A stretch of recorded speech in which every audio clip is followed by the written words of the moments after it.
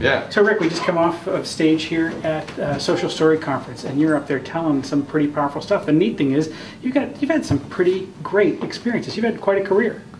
I've had an amazing career, and honestly, a lot of it is right place, right time, and just good fortune. I think that my first job out of school was Ocean Spray. My time at Pepsi was absolutely wonderful. Got into the agency business, and I've been in PR now for about 15 years and loved it.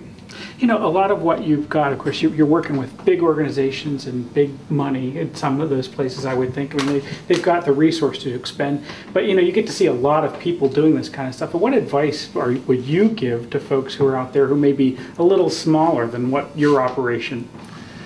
Well, I think that first off is don't give up. Keep your passion flowing and keep learning at it and staying smart. I mean, one of the things that I found, even in the 3 months since I've been in the Chicago job versus the digital job, is that you tend to lose your sharpness in this space rather quickly if you don't stay current. And so I think it's really important to sort of keep that knowledge base up. I think the second thing is that I do believe, and I said this in the session, I think social media is the great equalizer. I think, yes, large brands can do it very well, but with large budgets come large expectations. And I think everyone's needs are the same.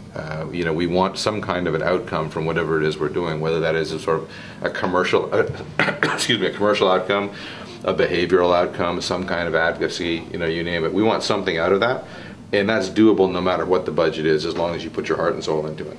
You mentioned trying a lot of things, and I heard you say pretty early on in that list was, start a blog still. I thought that was dead. I don't think blogging is dead at all. I mean, I think that it takes a certain commitment to do a really good blog.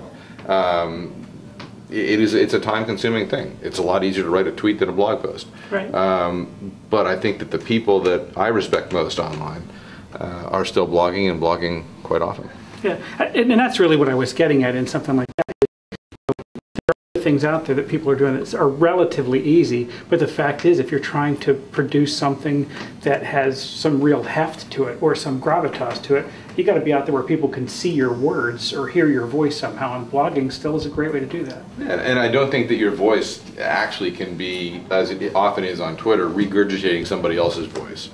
I think that becomes a popularity contest. I mean, ultimately, you got to, the opportunity here is to sort of show people what you've got and why you're different and why they should care. And interesting content is interesting content.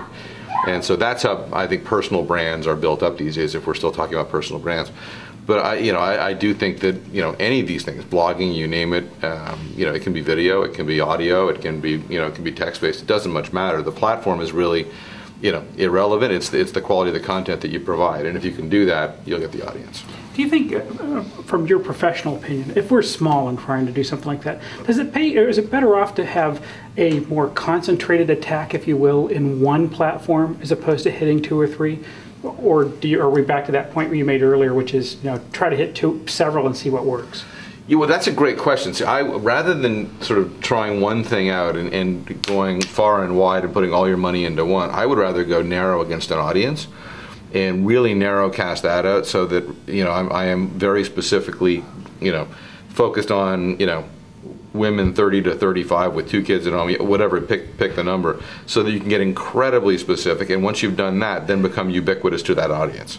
And that audience could be those women, by the way, that happen to live in South Carolina, and and so on and so forth. And you can get super specific, and the more you are, the more likely you are to get the outcome that you hope to get.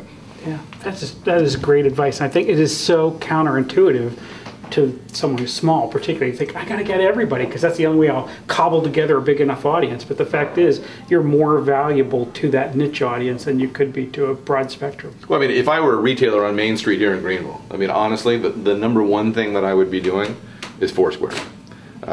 Because I can see people in the neighborhood, I can give them offers right then and there, I can connect with them, and or Twitter. I mean, something that's instant and provides that instant gratification. The next thing would be, sort of laddering back up, is probably something like Facebook, because then you can sort of drive engagement ads that are geo-targeted and interest targeted to that very specific group, and then connect with them and serve them engagement ads to get them joining you and participating.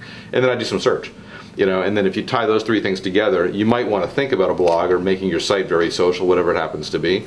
But basically think about what business you need and outcome you want, and then build your social strategy around that.